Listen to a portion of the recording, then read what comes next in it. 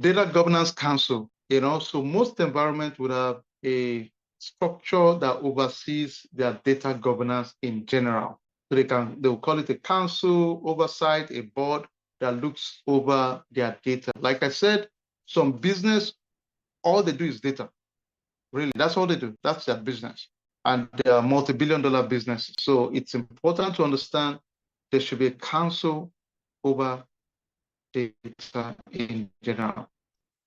Your data governance metrics. So for data governance, there should be established metrics to figure out if there are potential gaps, if there are ways to improve your overall governance structure. That should be part of it also.